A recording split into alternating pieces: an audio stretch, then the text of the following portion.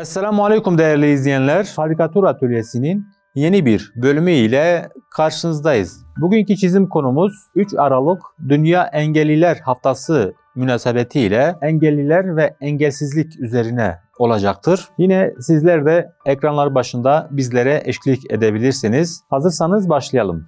Engelliler Haftası dedik. Tabii bu engellilik bazı şeyleri aşmama noktasında belki zorluk çekebiliyorlar.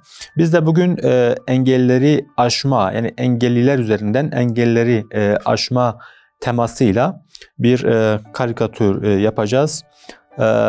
Aslında engellilik belki bedensel olarak bir engellilik var ise de bazen bu engellilik düşünsel olarak olmayabiliyor.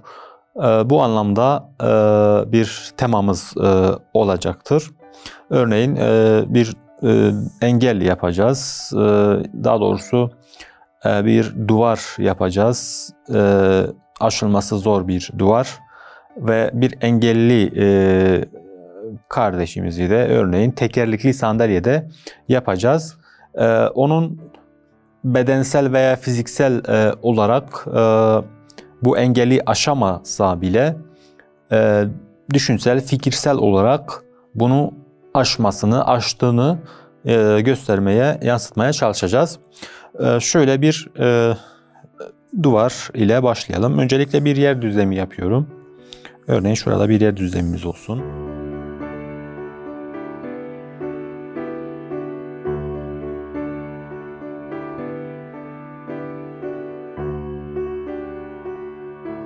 Şurada şöyle bir duvarımız olsun.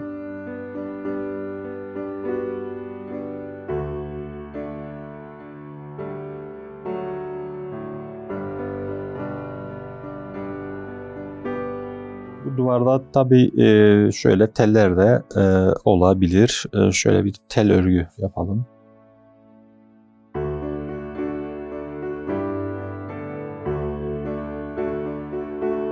Örneğin şu noktada bir engelli bir birey, bir insan yapalım.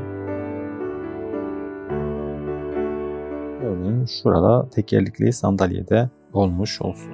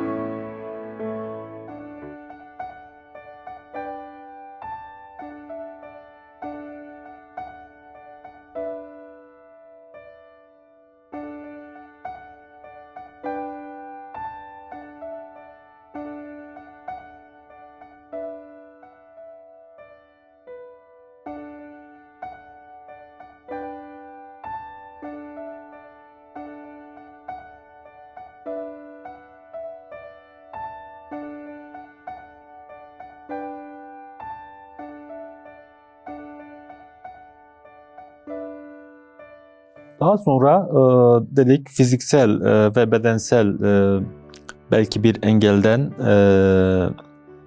bağımsız olarak zihinsel bir özgürlük, fikirsel bir özgürlük temasını işliyoruz. Şurada şöyle düşünsel, yani düşünce andıran, temsil eden şöyle baloncuklar yapıyoruz. Tabii giderek büyüyen ve özgürleşen. Yani giderek bir özellikle özgürlüğü temsil eden beyaz bir güvercine dönüşümünü aslında işliyoruz. Şöyle bir yol izlemiş olsun. Şöyle bir yol izlesin. Giderek bir kuşa, bir güvercine dönüşüyor. Şurada örneğin bir bitiş halini yapalım.